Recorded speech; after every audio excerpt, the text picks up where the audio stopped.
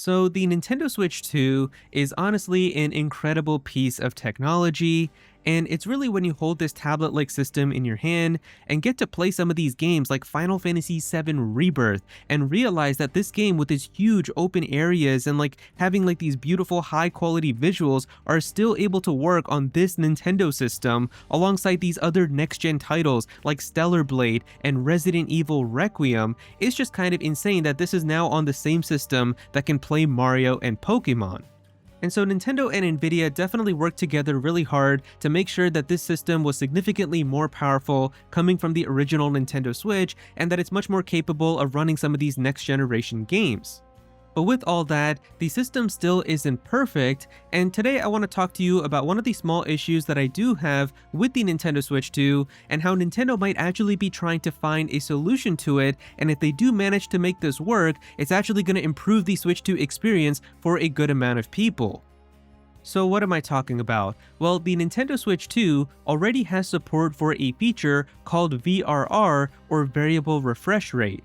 But what exactly is VRR? Well, I'm going to try to explain it in the simplest way I can, but in order to do that, you first kind of have to understand how frame rates work, and so with every game that comes out on the Nintendo Switch 2, there is a frame rate that usually the developers have set for it for how the game is going to run, and usually for more demanding games, the game will run at 30 FPS, but for games that are more action focused, they're going to try to run at 60 FPS, and the Switch 2 can honestly even support up to 120 FPS, which we have seen for a very few amount of titles like Metroid Prime 4.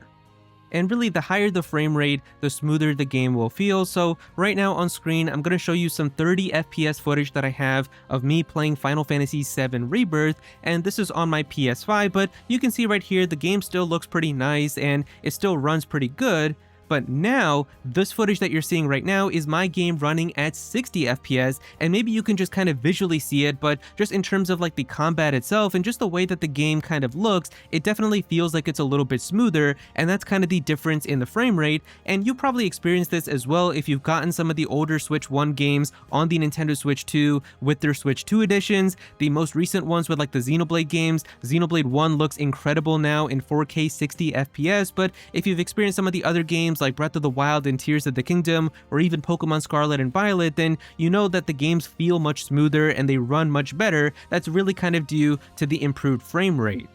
But with pretty much every game, you can also run into something known as frame rate drops, or FPS dips, where sometimes if there's too much stuff going on screen, the frame rate that the game is running at dips a little bit and it's actually not able to maintain as smooth as it was before. And like how I mentioned that whatever game you're playing is running at a certain frame rate, the same also applies to whatever screen you're looking at the game on.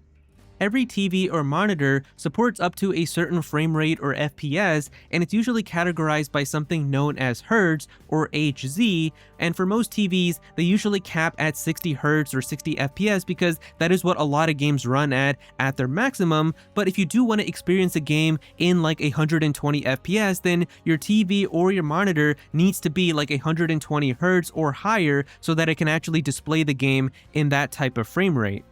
But because your TV is set at a certain frame rate, and then the developers also have a certain frame rate set for the game that you're playing, whenever there's a lot of stuff that happens in the game and it causes the FPS to dip and you get frame rate drops, you actually experience that stutter when you're seeing it on your TV, where you can noticeably feel that the game is starting to run slower and it just feels kind of choppy and not really that smooth.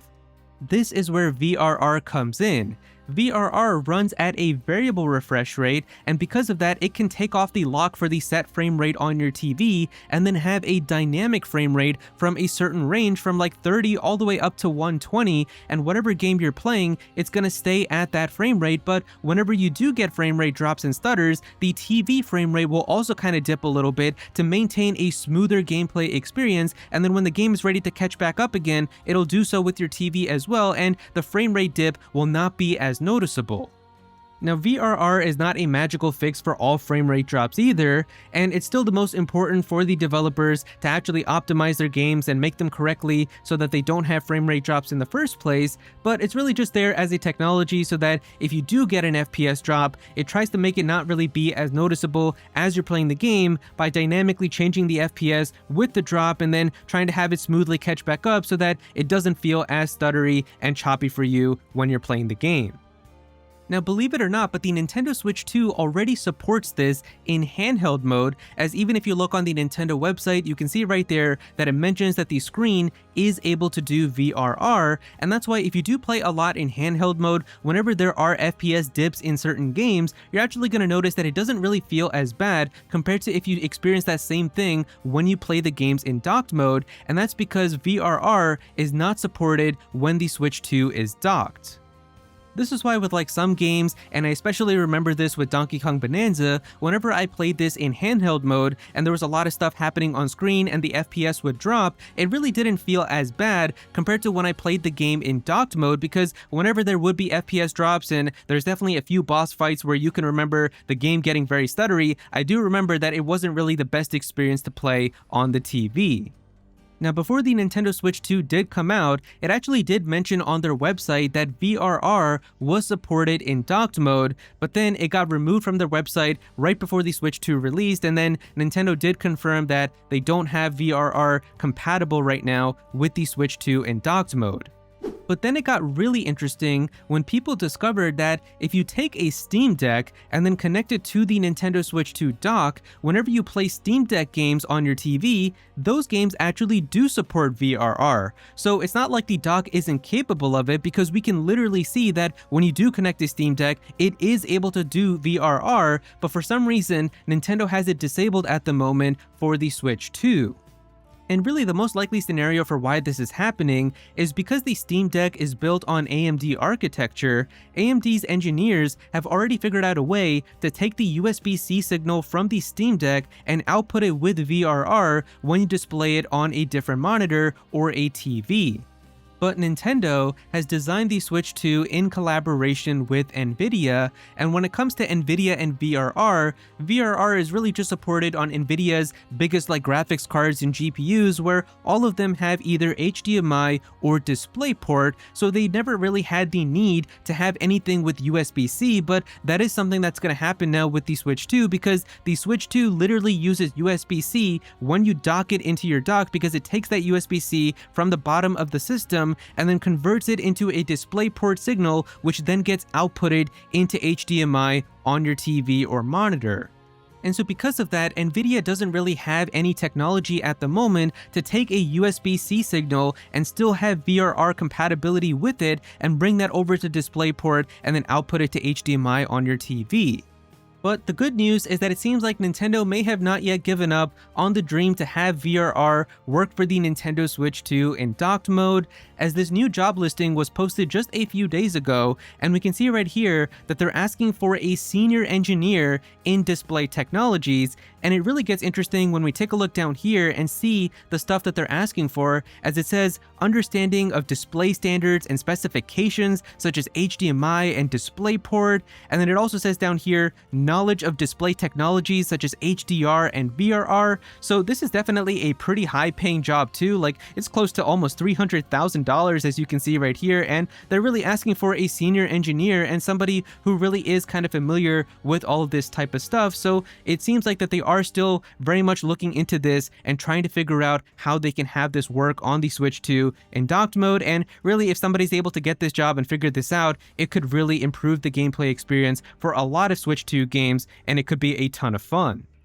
But of course, even if Nintendo gets all of this to work and they release it in an update where the Switch 2 can support VRR in docked mode, it's only going to work for you if your TV or monitor also supports VRR in the first place, or it has an HDMI 2.1 output, which for a lot of people that probably isn't the case, as most TVs usually in the budget and mid-range are not really compatible with these types of technologies, and it's really when the enthusiasts who buy the higher end TVs that are OLED and really have some of these really nice technologies to really make the full use of having the best experience, those are going to be the ones that will get this type of benefit. And so if you are the 10% of people like me who fall into this, then it is going to be really awesome if they can manage to make this work. And that's pretty much why I titled this video like nobody cares about this, but Nintendo might actually fix it, because most people probably don't know what VRR is and their TVs and monitors likely don't even support it. But if you are part of like that really small 10% where you do have a high-end monitor or a high-end TV that does have VRR support, and